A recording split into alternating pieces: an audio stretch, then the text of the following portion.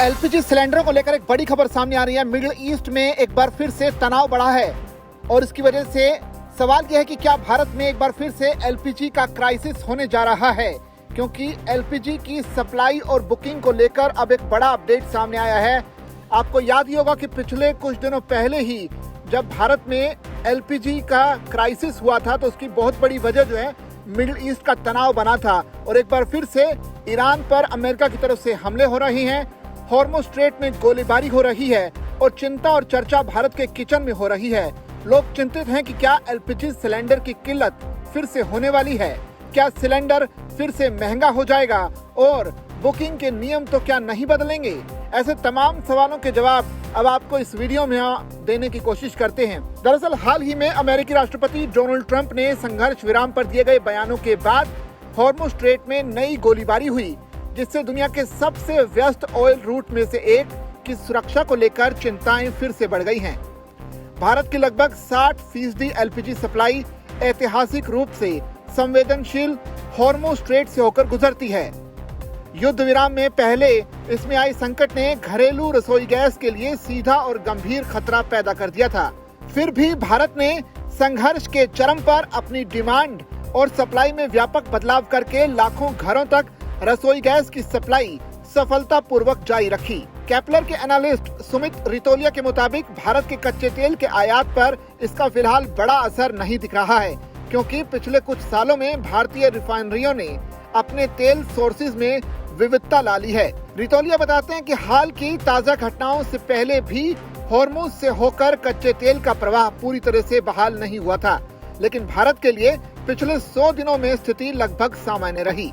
भारतीय रिफाइनरियों ने अपनी डाइवर्सिफाइड इंपोर्ट पोर्टफोलियो के जरिए सप्लाई को सफलतापूर्वक बनाए रखा।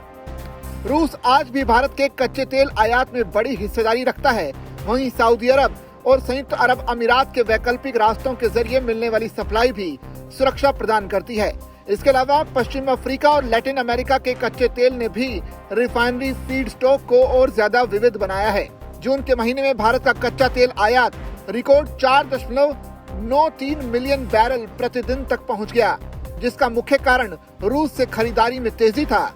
इस दौरान रूस से आयात लगभग 2.7 मिलियन बैरल प्रतिदिन रहा, जो भारत के कुल आयात का आधे से भी अधिक हिस्सा था।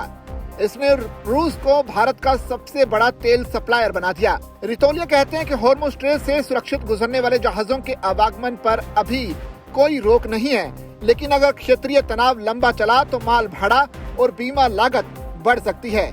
साथ ही उन्होंने स्पष्ट किया कि ईरानी कच्चा तेल भारत के लिए फिलहाल कोई बड़ा विकल्प नहीं बनेगा, क्योंकि अमेरिकी प्रतिबंधों, अनुपालन जोखिमों और व्यावसायिक कारणों से भारतीय रिफाइनरियां ईरानी तेल की ओर नहीं रुख करेंगी। वहीं अगर एलपीजी के सिलेंडर की रेट, सप्लाई और बुकिंग की अगर बात की जाए तो 10 जुलाई को पूरे देश में एलपीजी सिलेंडर के रेट में कोई बदलाव नहीं हुआ है। इंडियन ऑयल के 10 जुलाई के रेट के मुताबिक दिल्ली में 14 किलो वाले घरेलू गैस सिलेंडर की कीमत 942 रुपए और 19 किलो वाले कमर्शियल गैस सिलेंडर की कीमत 2930 रुपए है, जबकि कोलकाता में घरेलू सिलेंडर की कीमत 968 रुपए और कमर्शियल सिलेंडर की कीमत 3081 रुपए 50 पैसे है।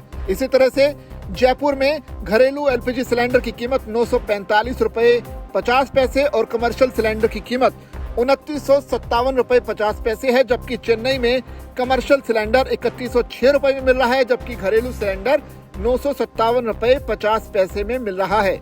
जहां तक सप्लाई की बात है तो युद्ध के समय में भी पैनिक बाइंग के चलते घरेलू सिलेंडर की किल्लत थी। सरकार और ऑयल मार्केटिंग कंपनियां लगातार दावा करती रही कि घरेलू एलपीजी सिलेंडर की कोई कमी नहीं है। इस बार संकट बहुत बड़ा नहीं है, बुकिंग के नियम पहले जैसे ही हैं और सप्लाई को लेकर फिलहाल कोई चिंता नहीं है।